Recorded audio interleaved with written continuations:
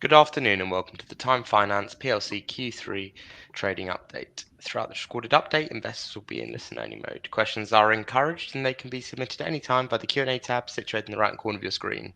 Simply type in your questions and press send. The company may not be in a position to answer every question it receives in the meeting itself. However, the company can review all the questions submitted today and publish responses where it is appropriate to do so. Before we begin, I'd like to submit the following poll. I'd now like to hand you over to CEO Ed Rimmer. Good afternoon to you, sir. Good afternoon, everyone, and thank you for joining our Q3 trading update. I'm going to take you through just an update on where we are with our current strategy. James will then talk through the numbers, and then I'll talk about our future plans for the next 3-year cycle. Just moving through the slide deck, our standard disclaimer, and then introductions, really. I'm Ed Rimmer, Chief Executive of Time Finance. I've been in this role for 4 years. I've spent 30 years lending to small businesses. A good chunk of that time was spent with Bibby Financial Services, 5 years as the UK Chief Exec. Over to you, James. Thanks, Ed, and good afternoon, everybody. I'm James Roberts. I'm the CFO of Time Finance.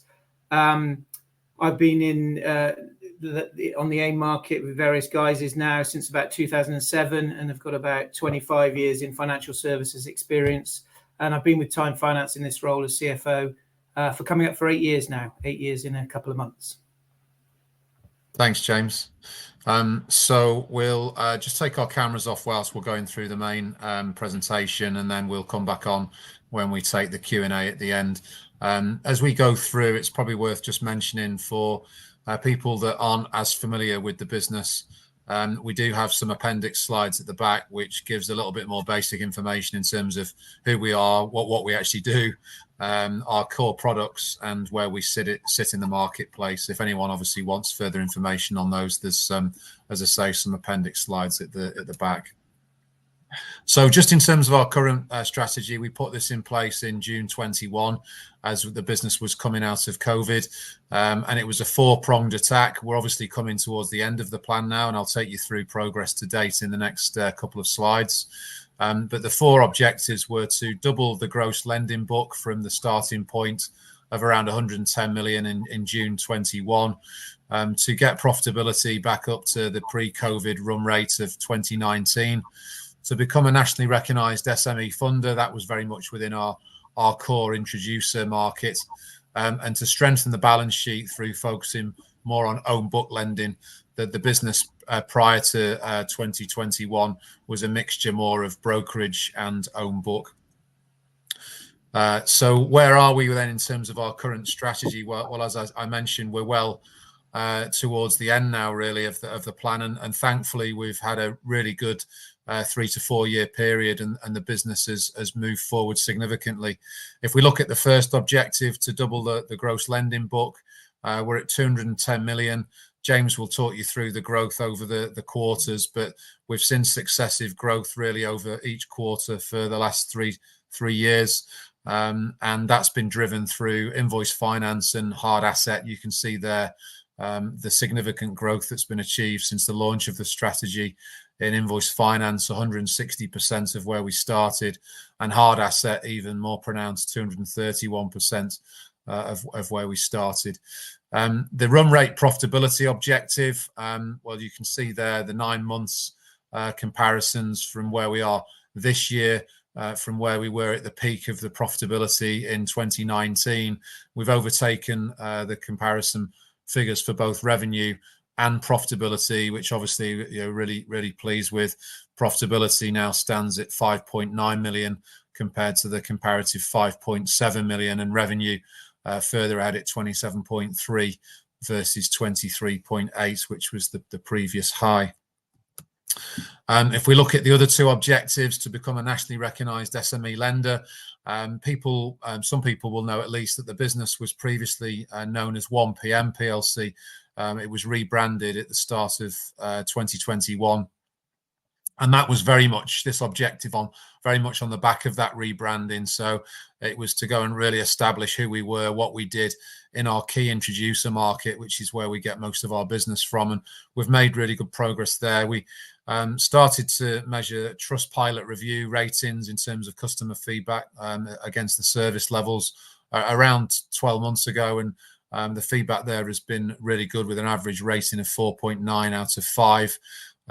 We've hired a more established and experienced head of marketing who's helped us with this objective, and also a new head of operations role was brought into the business a couple of years ago. We've sponsored the National Association of Commercial Finance Brokers in 2024 and 23, the year before. We've won a number of awards, and hot off the press, we decided to go into the Best Companies survey around engagement, employee engagement. This is the business engagement survey that was formerly known as the Times Top 100. And we're really pleased to say that we got a very good 1-star accreditation, which is really, really good for all the 160 people who make up our team at Time Finance, and something that we're really, really proud of. And that happened a couple of weeks ago. So just another point in time, really, in terms of the progress that we've made. The final objective around strengthening our balance sheet through own book lending. As I mentioned, the previous business was more geared towards a balance of own book and brokerage lending, and we've focused very much more on our own book. You can see the second bullet point down there.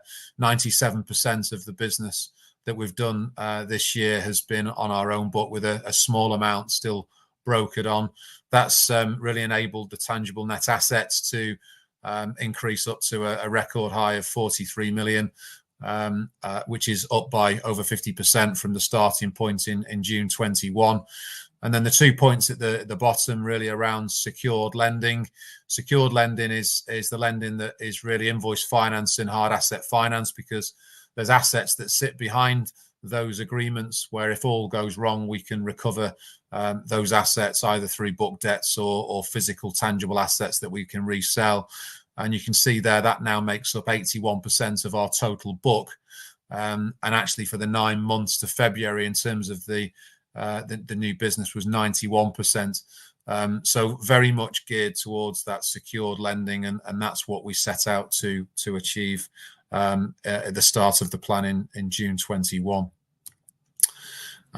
Over to James now, just to talk you through some numbers before I come on and then talk around the future plan. Thanks, Ed. So I'm just going to rattle through some high-level points of the trading update we put out this morning.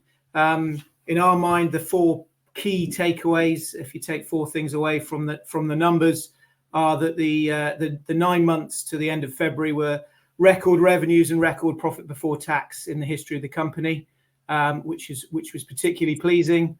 That was built on now 15 consecutive quarters of loan book growth, and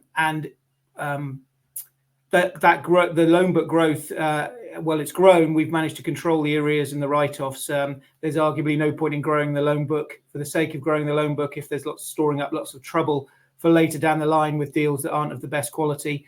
I'll come on to the actual arrears and write-off figures in a sec, but the quality has been maintained while the growth is there. So we've grown the loan book, we've maintained the quality of the credits we're writing, and that has led to these record revenues and profits. And then finally, the balance sheet, I think, is demonstrating how robust and strong it is. It continues to strengthen month on month. It weathers macroeconomic storms, and it's in a very strong position. So it's a 9-month performance that we're very pleased with, and sets us up well for the final quarter of the year. Looking at those numbers in slightly more detail, you can see here, these are the key financial metrics we like to look at. There are others, obviously, but these are probably the key 10 or so. And you can see on the right hand side of that table, it's all green, which is good and what we want to see. So own book origination is up to 69 million, just over 69 million. What's own book origination, and why is that important? It's effectively the lifeblood of the business. It's new deals that come across our desks and we write them. It's not just everything we see. We see many, many millions more than that, but some don't fit our credit policy, etc. So we don't write them. But these are the ones we write and we then put in our book. So if that figure is growing and of the right quality, that will lead to the lending book itself growing. And in turn, again, if that quality is right, revenue and then profit. And you can see that on the next few lines. So the own book lending lending book grew to 210 million. That's an all-time high. That's 11% up on the previous figure 12 months earlier. And that led to revenue 14% up on the 12 months earlier of 27.3 million. And probably a figure we're most proud of is the profit before tax. Well, the revenue and the lending and the origination are all up. You can see there the profit before tax is up 40% on the year before. So that shows the quality of the deals we're putting on our book, and also the margin improvements we're making through our business improvement department, and the focus on efficiencies, which is leading to much better margins. And you can see there below that the PBT margin increased from 19% to 21%. So a really good P&L, we think, for those 9 months. Some other areas on the balance sheet, we've got unearned income of 26.4 million. That's 7% up. That figure's important to us because that shows it's deferred income on the leases and the loans that will drip through into revenue and profit over the coming months and years, depending on the length of the lease or the loan. So the bigger that figure, the more visibility of future income we've got, and we can see that's continuing to grow. And perhaps two of the most important stats next: deals in arrears and deals in write-off. You can see the deals in arrears at 5%. That's a reduction from a year ago. It's been steady at about 5% now for the last 9 months or so. Deals in arrears aren't necessarily ones that you end up writing off, but it's an early warning indicator of ones that aren't quite going to plan. And that could be anything from they're just one down, someone's forgotten to make a payment, and you phone them up and they pay you straight away, all the way through to some that are in the legal process to get our money back. But if that figure's going up, it could lead to bigger write-offs in the future. But as you can see there, it actually fell from a year ago and has now been steady for 9 months or so.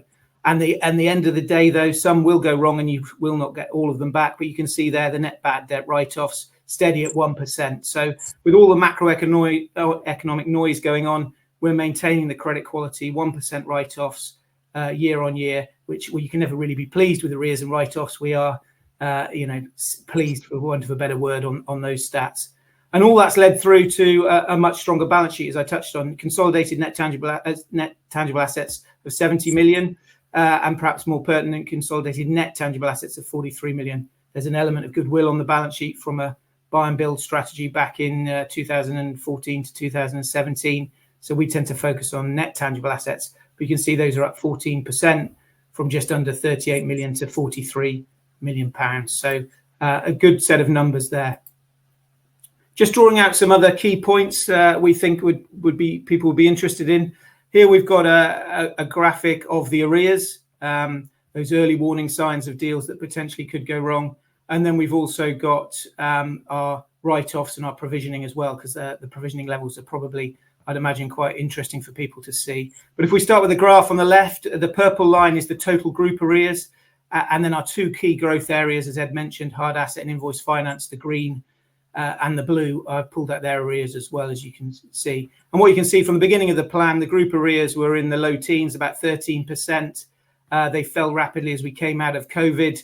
And they've been in the 5 to 6% range, the odd spike every now and again, as you'd expect, month on month, but pretty much consistent now for 2.5 years or so in that 5 to 6% range. So that reiterates the point I've made, that we've grown the book significantly, but not at the expense of quality.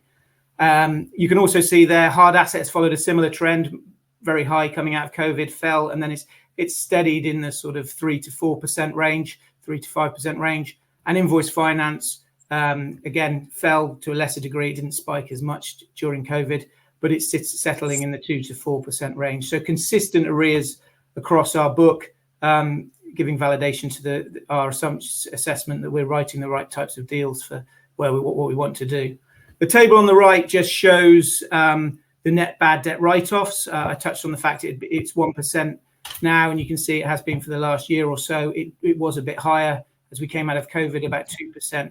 What you can see on the right-hand side there, which is perhaps interesting, is that our provisioning has always been significantly higher than our write-off. So you can see we're providing, it was about 4% in the COVID days, but around about 3% now, and our write-offs have been 1 or 2%. So we've always got bigger provisions than the level of write-offs we've experienced. So we think that's relatively prudent. And then the final slide from me, just to provide a bit of colour to the funding that we've got in place. We can only do what we do thanks to our funding partners. We put in roughly 10% equity into every deal, but the other 90% needs to come from somebody else. And you can see here we've got, we think, significant funding firepower in place to not just complete this medium-term plan to the end of May, but also the 3-year plan to the end of May 28, which Ed will come on to now. We've got just under 240 million of funding facilities in place, as you can see there, and over 100 million of headroom, which is a significant amount to grow into. I've also added this time, for those who've seen these presentations a few times, the indicative cost that we pay for our funding on the various types of funding we've got there. I know a number of shareholders had asked to put that in, so I put that in there. You can see asset block funding, which funds our asset business. We're paying roughly 2.25 to 3.25 over base, depending on which funding partner we use. Invoice finance, we have a big facility with RBSIF, and they're 1.4 to 1.5% over base, depending on the level of gearing we have at that particular time. So we think it's competitive and good funding that we've got in place, and we're well positioned to grow for the next 3 years. And then finally, you can just see there's half a dozen, 7 or 8 funding partners who've been with us for a while and supported our growth and continue to do so. So we think we're well diversified and spread on the funding part, and we've got the firepower to see us through to the next 3 years, which Ed will now elaborate on. Yeah, thanks, James. So as we come to the end of our current 4-year cycle, attention turned to the next 3 years. We've been working on where we should position the business, what we should do, and this is a brief summary of where we've landed. So I think the key point to make here is this is very much evolution of the current work we've been doing. It's not revolution. We're not looking to go and do something completely outrageous and bet the ranch, if you like, to what we've been doing over the last three years. And it's a lot of it's more of the same, but there are some areas we believe we can grow, and there's definitely a focus on operational efficiency, which I'll come on to now. So it's a 4-pronged attack. It's continued lending book growth. I'll expand on these points in the next slide. It's resilient lending, so sticking to the knitting, as James has mentioned. Operational leverage, again, that James mentioned in the numbers in terms of building that margin. And all of that should ultimately add up to increased return on equity for shareholders. So just to put some more detail around those 4 points, the lending book growth, we believe we can take the new sort of milestone target up to £300 million plus by the end of May 2028. So that's a challenging target, but we think it's achievable. How are we going to do it? Well, there's 4 areas there that we believe growth can come from. The invoice finance business has got certainly more room for growth. We have some geographical gaps in the UK within which we can locate business development managers. For example, London and the South East, we only have 1 person there at the moment, and that's obviously a big area of the country where we think we can get further leverage. And there's a couple of other areas as well where we're underrepresented. Product development is another area, specifically our asset-based lending product, which is targeted at the SME space of ABL. Has only really been going for the last 12 months. It's probably got to what I would refer to as first base, and there's more that we can do there. And that's effectively joining up our product offerings, so invoice, asset, and loans, secured loans, where we can offer a combination of those or all 3 to the same client. The third one is a direct-to-market strategy. So most of our business comes from third-party introducers at the moment.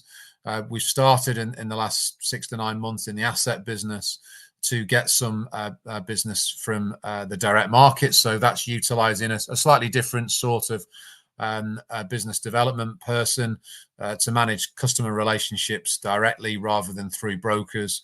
And we're looking to replicate that in the invoice finance side of the business as well.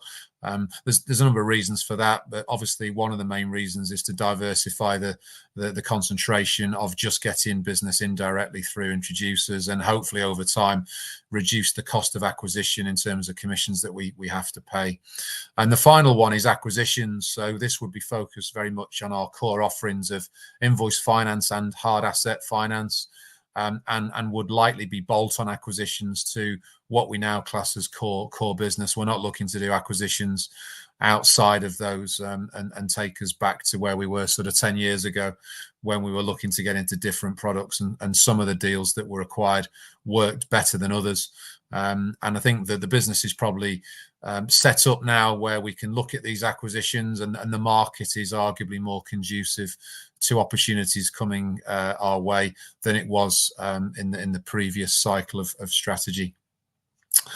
The next objective is very much around that resilient lending, so focusing on the secured lending side of the business, which we've already drummed home to people, and that's the invoice finance and hard asset side, which will account for 90% of the lending book if this strategy is delivered. So of that 300 million, we want to target 90% being within invoice finance, stroke asset-based lending and hard asset.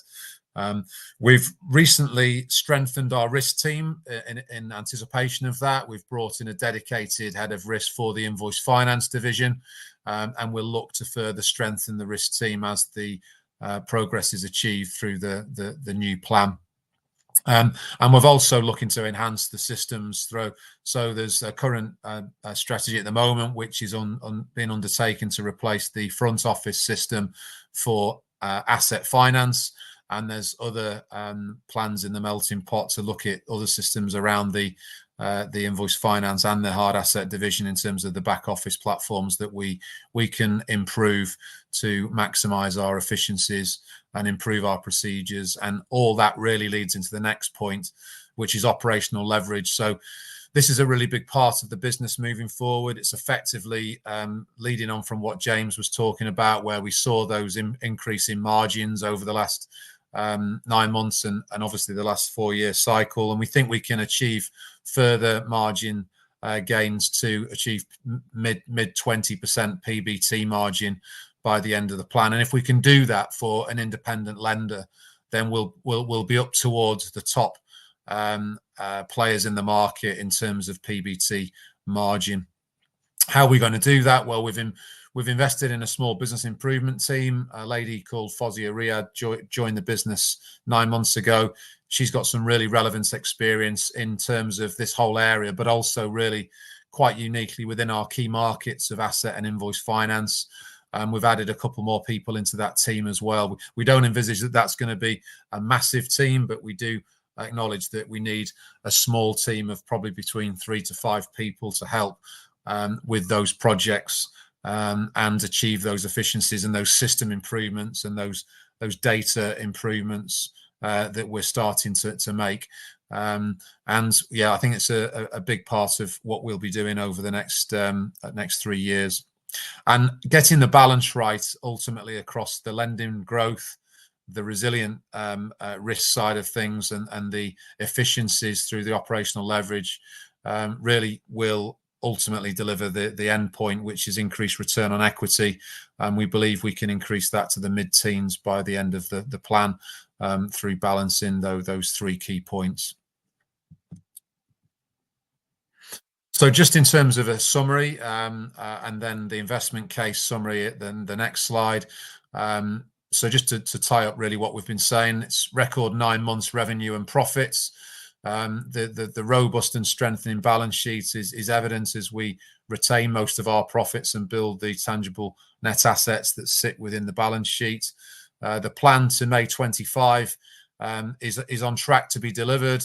We now have an exciting plan to take us forward over the next 3 years, which should see more material growth and success delivered. And we've had multiple upgrades over the last couple of years. We had one fairly recently, which took the PBT forecast up from 7.2 to 7.5. And we believe we have favourable market conditions, which I'll come on to in a moment. In terms of the investment case, well, in terms of the Q3 results, I won't repeat what I've just said. The strategy we've talked about. So really the investment case in terms of why should you invest in this business? Well, we help thousands of UK businesses to thrive and survive. And That's very much about growth, but it's also about survival. Lots of businesses that we help with financial facilities, aren't growing all the time. And they may just be about surviving, paying the wages. They may be family businesses that have been around for a long time. They go through ups and downs, and we're there to help them with their fixed asset investments and their cash flow financing investments or their secured loaning requirements. So it's very much about helping businesses grow, but also recognizing that our facilities help businesses survive as well. We have a growing lending book, and we've had 54 consecutive quarterly increases now. So that trend is on an upward curve, and we see no reason why that won't be maintained with the plans that we have for the future. We have increasing profitability. You can see from the presentation that we've achieved record profits, and we've got that back up to where the high was pre-COVID. We've had a number of upgrades. I've just mentioned the last one in terms of the PBT upgrade that we put out a couple of weeks ago. We have a strong and robust balance sheet with the net tangible assets increasing month on month as we retain our profits. And favourable market conditions is probably the main thing to leave you with, really. As we've said before, time and again, boom and bust suits alternative lenders like ourselves. The banks tend to regress. Tightening credit, opportunities come out into the market, businesses need to borrow money, and independent lenders who are a little bit more flexible, a little bit more quicker to market, and have experienced people in the businesses who understand the requirements of small businesses and entrepreneurs tend to do well. And we are certainly seeing those conditions at the moment. And I think that's favouring our business, and that's a big reason why we've done pretty well over the last few years, and we think we'll continue to do well over the next 3 years. So that's it. That concludes our presentation. The next 3 slides are what I referred to at the start of the presentation in terms of just some appendix, who we are, what we do, our core products, and why we stand out from the crowd. But I'll leave people to refer to those if they want to in their own time. And now, obviously, turn to any questions. Perfect, Ed, James. Thank you very much for your presentation. What I'll do is I'll just bring your cameras up to full screen now. Ladies and gentlemen, please do continue to submit your questions, and you can do so just by using the Q&A tab that's situated on the top right-hand corner of your screen. You did receive a number of pre-submitted questions, and a number have come through live as well. James, at this point, I'll hand over to you to chair the Q&A, and I'll pick up from you at the end. Thanks, Alessandro. I'll just run through the questions and then probably farm most of them off to Ed. But let's go through them and see what we've had. So Mark has asked, with the potential headwinds in the economy over the next couple of years and the potential for banks and lenders to be more selective on who they lend to, does this scenario provide an ideal opportunity for Time to fill this potential gap in the market? And there's a secondary point to that, Ed. And how would you stand out from your peers and appeal to businesses in the market looking for finance in this scenario? Over to you. Okay, well, that sort of leads on quite nicely from the summary, doesn't it, in terms of the investment case and around the sort of conducive market conditions, how we differ from the banks, and why people might choose us over other lenders. So I won't completely repeat what I just said, but I think there's probably 3 things that I would just mention. One is definitely the market conditions. You can't get away from the fact that we are very much driven by market conditions, and our performance is relative to market conditions. And I think the market conditions have been pretty good, although you do have to manage the balance between growth and risk, and we've done that really well. So the market conditions are favourable for us at the moment, and I don't see that changing any time soon. I think the other point, though, is the positioning of the business. Everything that I've mentioned in terms of the current 4-year strategy that's coming to an end has been very much around positioning this business to maximise the opportunity. The opportunity may be there, but if you can't position yourself and you haven't got the people and the experience and the products to go and take advantage of that, then obviously you don't do very well. And I think that's the other thing that we shouldn't undersell, is the way that we've positioned the business to take advantage of those opportunities, not just now, but in the future as well. So I think with the building of our name, with the focusing on our products, with the focusing on secured lending, with the people that were brought into the business, with the changes in systems and our challenge around being more efficient, yeah, I think we're in a good position, and not every business is out there in a good position. So, I'm quite pleased with where we are, and I think we're in a good position to take further advantage of those market conditions. And I suppose the final point is that we've done what we said we would do. We like to, I think, we like to under promise and over deliver. We're a bit more cautious, I suppose, than where we were pre-COVID. And I think that very much suits the culture of the business. Me, James, the board, we like to go and deliver before we shout from the rooftops. And I think that's a good culture to have. And we've demonstrated that over the last 3 to 4 years. We've done what we said we would do. And we've delivered some upgrades, and we want to continue to do that in the future as well. So I think that's really why this business is a little bit different than others, notwithstanding the fact that you do need market conditions to help you along the way.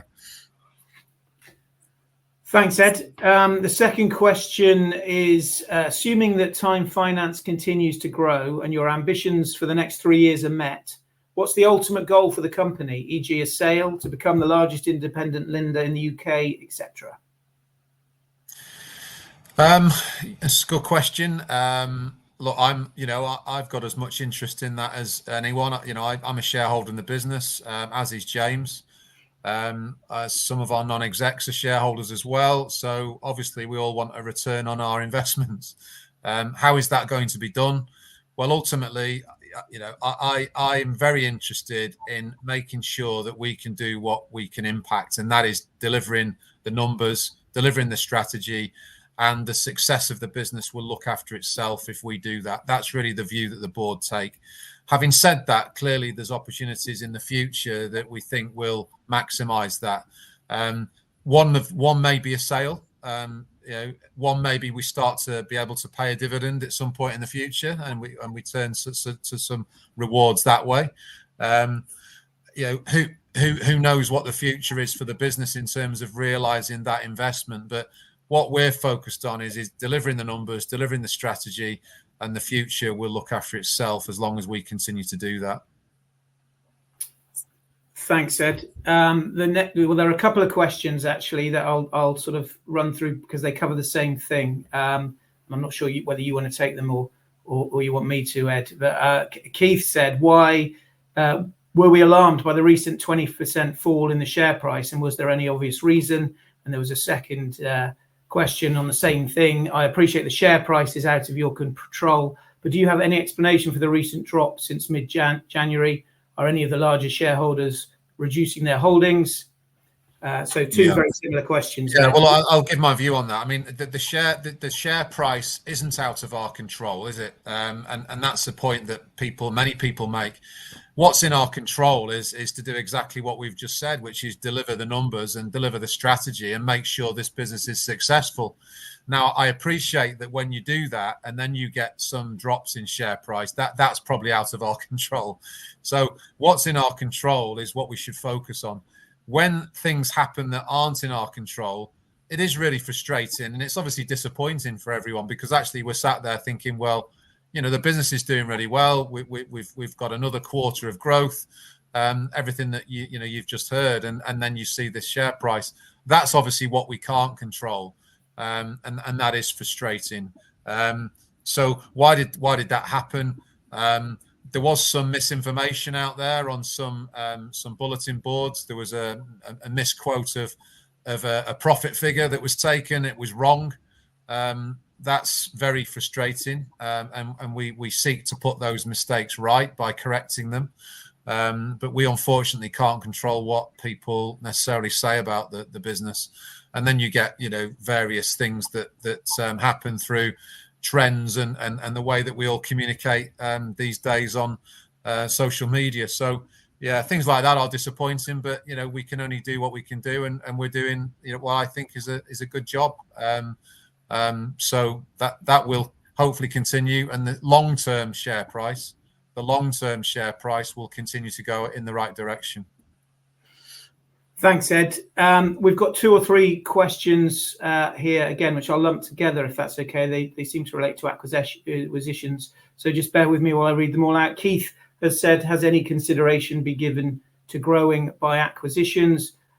Colin has said, good results. In the last online meeting, however, you were positive on M&A. This concerns me as it was the downfall of 1PM and your first tasks were to dispose of add-ons. Why are you now positive on M&A?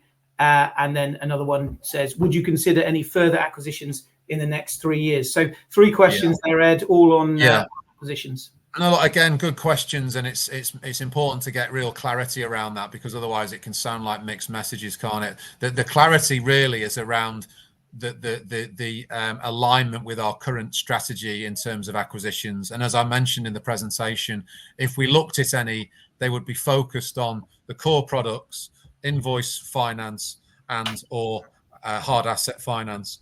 The strategy of acquisitions that James referred to from 2015 to 2019, I think it was, where there was 7 businesses acquired in, I think, 3 to 4 years, was much more wider ranging than that. There was some brokerages, there was some consumer finance related businesses, there was also some business to business lending businesses. So it was much more wider ranging and not aligned really to the current strategy. So I think, yes, we will be looking at acquisitions, but they'll be very much focused on bolt-ons, as I say, for what we now class as core business. Thanks, Ed. The next question was, can you please explain how low or high interest rates affect the company's finances and which is preferred by the company? Shall I take that one, Ed? Yeah, I'll give my voice a rest, James. Don't worry, we'll be back to you soon, I'm sure. So just very briefly, it's somewhat of a relatively flippant answer. It's not meant to be, and I'll elaborate a bit more. We're relatively agnostic about interest rates. And the reason being is interest rates rising benefits our invoice finance business, which I'll explain why in a sec. But on the flip side, interest rates falling arguably benefits our asset finance business, and they're both about the same size. So whatever happens, they're a natural hedge against each other, if that makes sense. Let me elaborate, if you will. Invoice finance, any interest rate rise is passed on to our clients, and we tend to lend more than we borrow. So we make a little bit of an increase, a little bit of a margin there when the interest rates go up. Asset finance, however, is fixed on funds out the door, but on new business, if the interest rates go up, we have to make a commercial decision given the competition and everything. Do we pass those rates on for new business, or do we shrink our margin slightly to maintain volumes and things like that? They tend to cancel each other out, and so we're not that impacted by interest rates across the group, although, as I say, there are nuances between the various 2 divisions. Hopefully that answers that one. The next question, with the current number of staff and offices, are you in a position to manage further growth, or will further staff and offices be required? Probably back to you, Ed. Yeah, well, again, in terms of where we've got to now over the last 3 and 3 quarter years, we're set up to deliver that 3-year plan as we currently stand. So in terms of the infrastructure, yes, we will need a few more people, but they will be lower in amounts in terms of the percentage increase of revenue. That's all around increasing margins. In terms of infrastructure, we don't need any more offices. Our 4 offices in Manchester and Warrington and Reading and Bath, we're not looking to increase offices at all. We don't need to have more rent in the P&L and things like that. But we are looking to grow our presence around the country, and that will be salespeople that typically work from home and come into the office once or twice a week because they're out on the road meeting customers and brokers and introducers. So broadly speaking, the business is set up to deliver what it needs to deliver over the next 3 years, both from an infrastructure perspective, a funding perspective, and with a few more add-ons of people as we go through the plan, broadly in terms of the people as well. Thanks, Ed. Next question. How many competitors do you have in the UK market? Do you constantly monitor them to see what deals they are offering? And how do you stay one step ahead of them? or is it something that doesn't concern the company?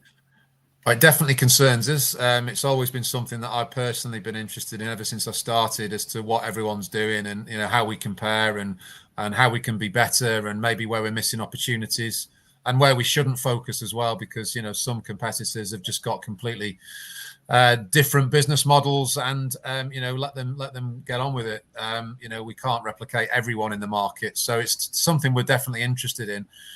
We have around 50 invoice finance providers in the marketplace, and they range from the big banks who still provide these products, more towards the bigger SMEs now through invoice discounting facilities, and then smaller independents who are owner managed entrepreneurial businesses, not dissimilar to the SMEs out there as well.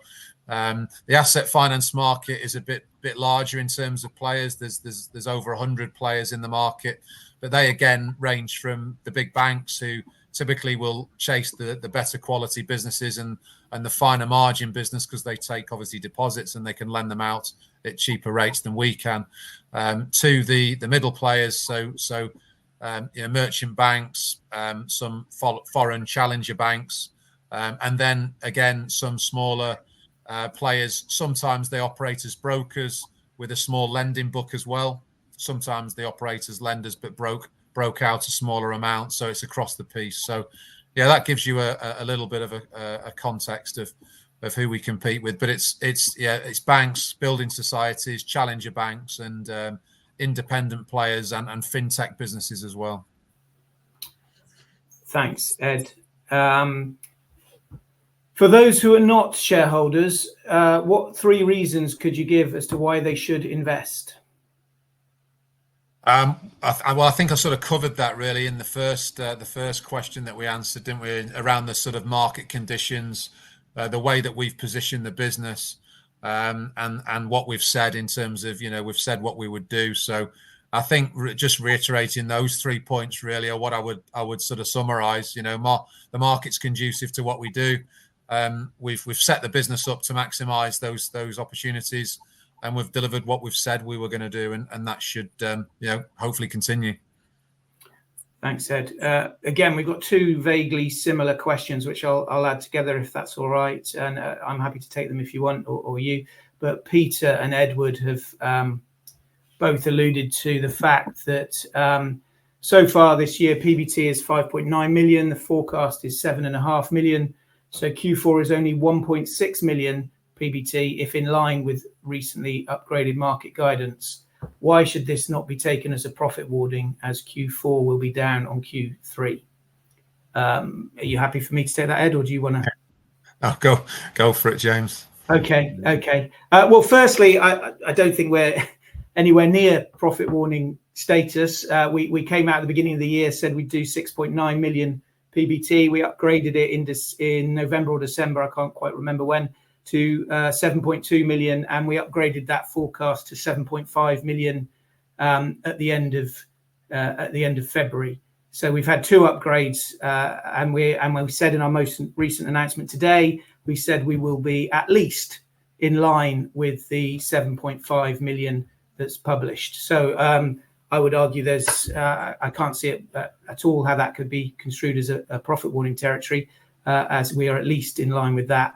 The reason Q4's profit itself in the quarter might not be as big as it has been in previous months is purely due to the cyclical nature of how we account for things. Our Q4 is usually slightly slowed down, because if we've had a good year like we begin accruing for things like bonuses and the like, and things like that in the final quarter to a bigger degree. So that's probably what's dampening it down slightly. And as I say, we are cautiously optimistic that we will be at least in line with the year-end market guidance that's out there. And obviously there's further growth in the FY26 year that's out there as well. So it's not going backwards by any stretch of the imagination. Hopefully that answers that one. How do you explain, Philip asks, Ed, how do you explain the reluctance of investors to buy shares in Time? That's a very good question. I think we speak to a lot of people. Obviously we speak to our brokers, we speak to funds as well as retail. We do presentations in person as well as the online sessions that we do through IMC, but also through other forums as well. And we get a lot of feedback from people. And one of the things that people always ask and a bit wary about is SME lending. SMEs, they've not got a lot of money, they've not got a lot of cash, that they go bust. They could create lots of bad debts. And I think there's an underlying, understandable, concern around businesses that lend money to SMEs, how much risk they take on. And that's probably one of the slight reluctances of people to invest in time finance. I mean, we're not one of lots of independent lenders that are listed for a start off. So that's a good that's a good thing and a bad thing, I suppose, depending on which way you sort of look at it. But I suppose that there's no comparative peer group as such in terms of how's an investment in another business that does what we do performing. There's other businesses that do lend to SMEs but not do what we do that are listed. So what can I say about that? SMEs are really, really robust businesses. Yes, they go bust. Some businesses go bust.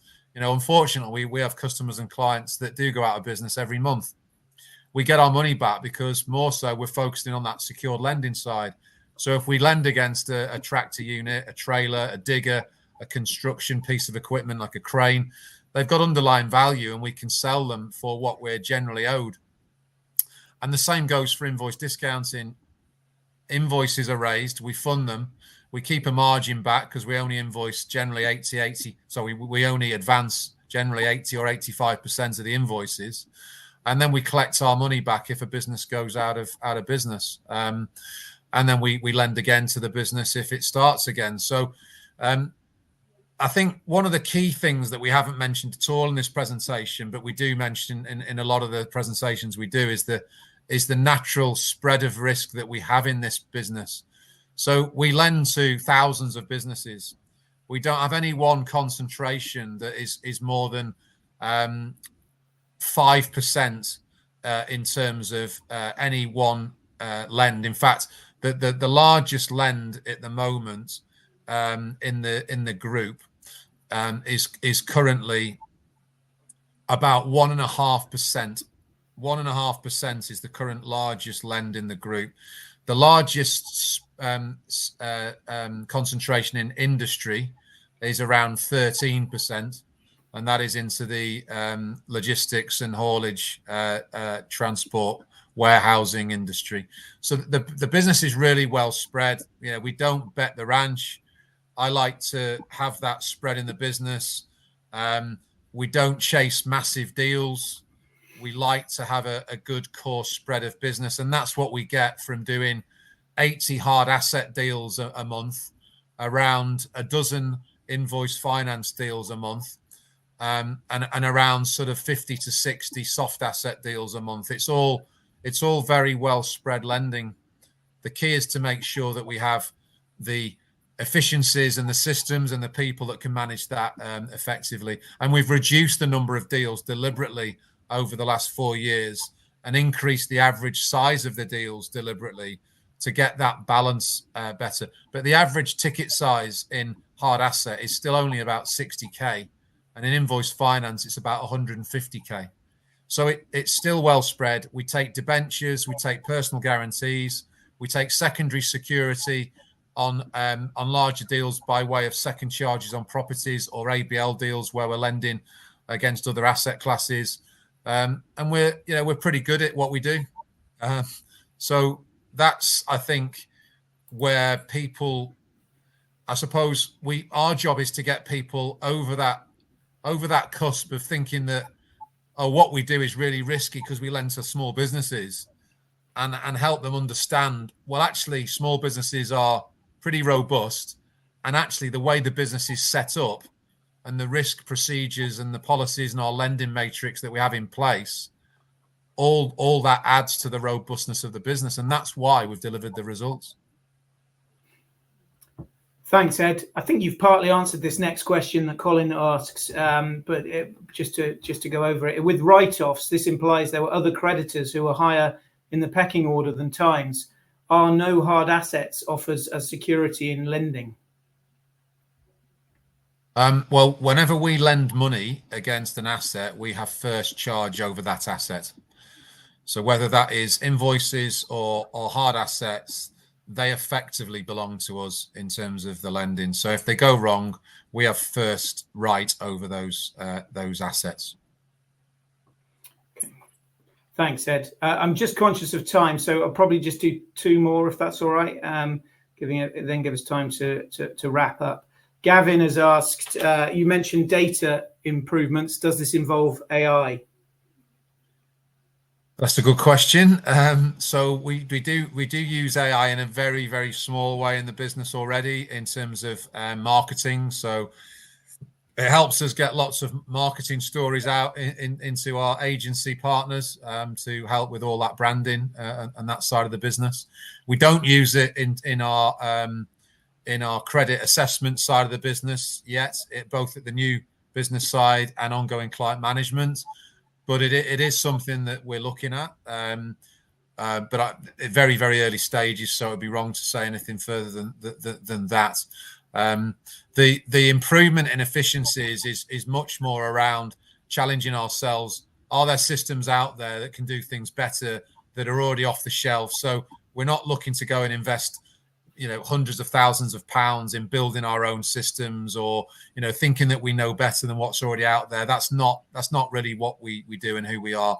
But what we are looking to do is challenge our providers of those systems to get up the pecking order more, to provide us with better service, and to develop those existing services along the lines that we want them developed.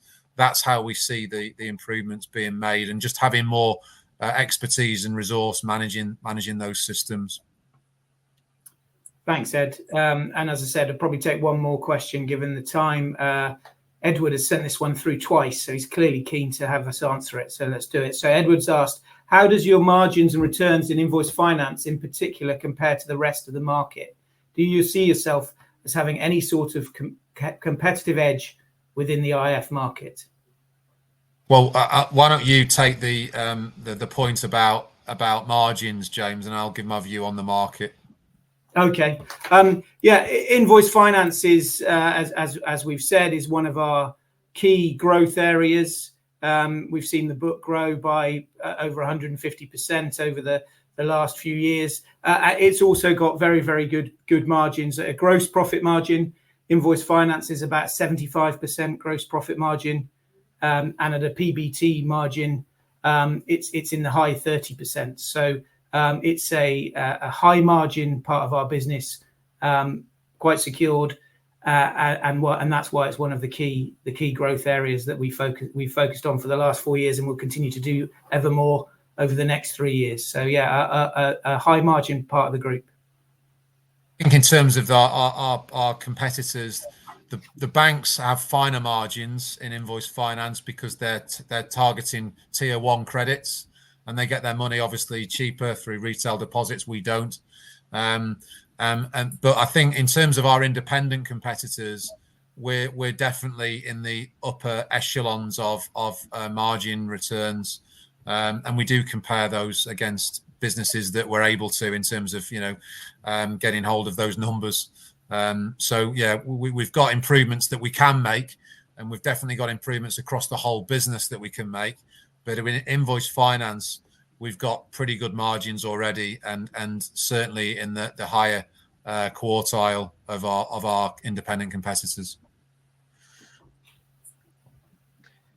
Perfect. Ed, James, I'll just jump in there and thank you very much for answering those questions from investors. Of course, the company can review all the questions submitted today, and we will publish those responses out on the Investor Meet Company platform.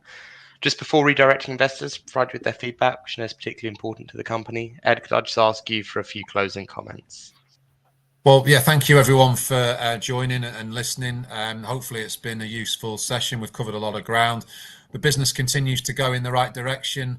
the market is conducive for time finance. As I've said, we've positioned our business to take advantage of that, and I look forward to sort of getting the ticks achieved for the current plan when we get to May, and then cracking on with our new cycle of 3-year plan from the 1st of June, and see no reasons why we can't achieve our objectives and goals that we've set out.